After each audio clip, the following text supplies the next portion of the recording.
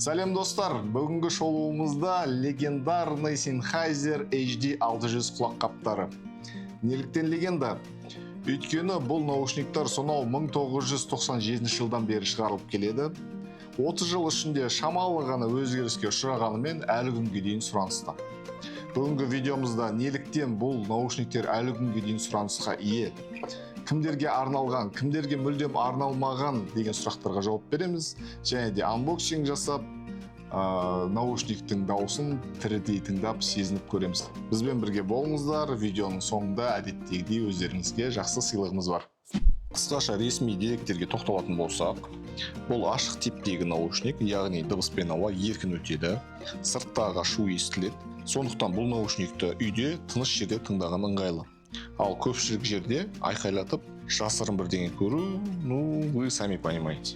Динамикалық драйвер, жиілік диапазоны 12 мен 40500 Гц арасында, импеданс немесе сопротивление 300 омды құрайды, салмағы шамамен 260 грамм, кабельдің ұзындығы 3 метр, штекері 3,5 мм және де 6,3 мм-ге адаптері бар.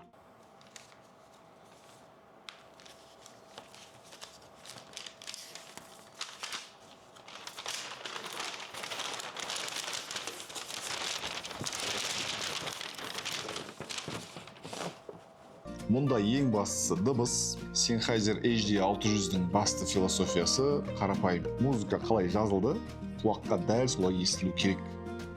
Яғни бұл дыбыстарды әшекелемейді, төменгі жиілікте бастар қосып, жоғары жиілікті де жылтыратпайды. Дыбыс шындыққа максималды жақын етіп беріледі. Вокал микстің ортасында орналасқан. Әншінің дауысы анық, детальдары жақсы естіледі. Бірақ та ол әдейілеп алға шығарылмайды. Тыныс алу, артикуляция сияқты ұсақ нюанстар анық байқалады. Бұл эмоция қосу емес, жазбаның нақты қандай екенін сездіретін наушник. Орта жиілік, яғни средние частоты бұл наушниктің ең күшті аймағы.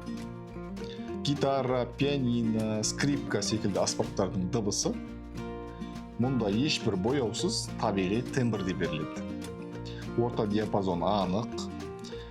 Бірақ бұл вау-эффект жасау үшін емес, нақты дыбыстың естілуін қамтамасыз ету үшін бапталған.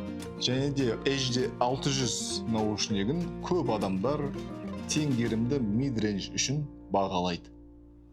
Ендігі кезекте бастар жайында айтатын болсақ, яғни басы.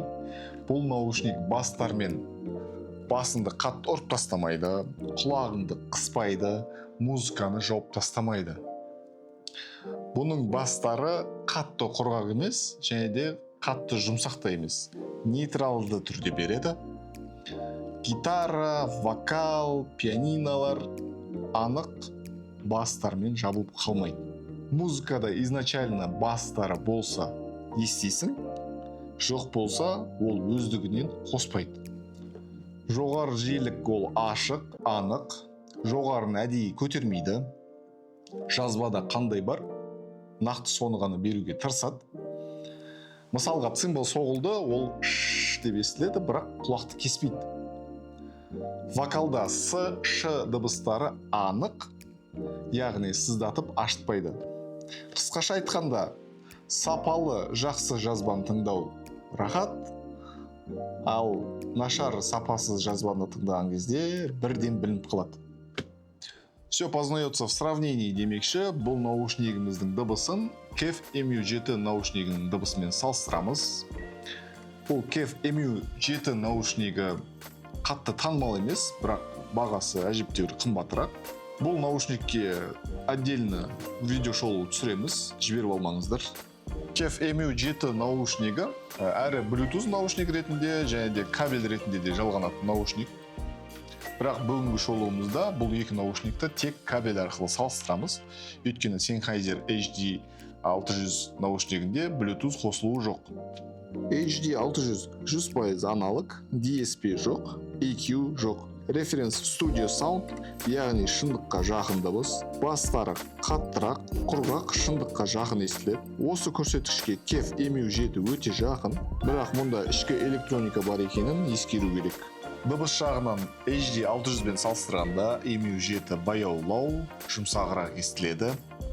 Төменгі жиіліктері анық, әсіресе төменгі дыбыстар жақсы сезіледі.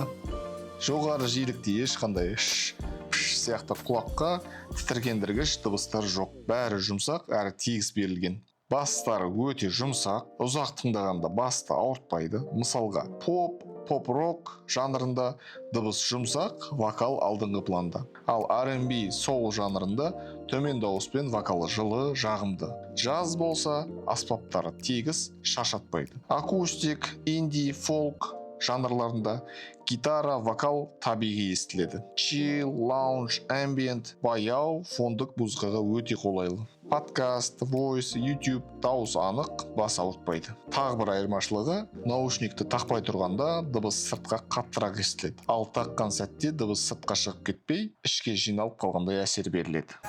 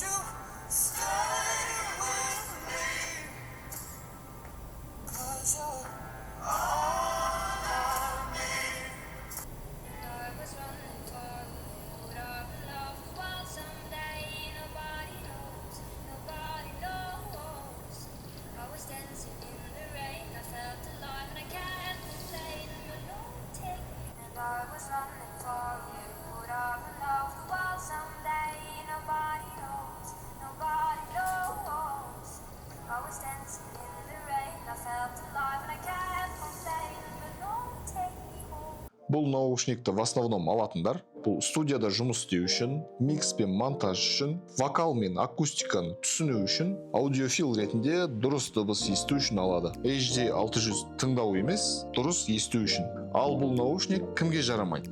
Ал егер сен EDM, клуб, электроника музыкаларын ғана тыңдайтын болсаң, көшеде, автобуста, метрода қолданғың келсе, смартфонға тікелей қосам десең, HD 600 саған арналмаған. Бұл үйге, студияға, тыныштыққа арналған наушник. HD 600-де сопротивление 310.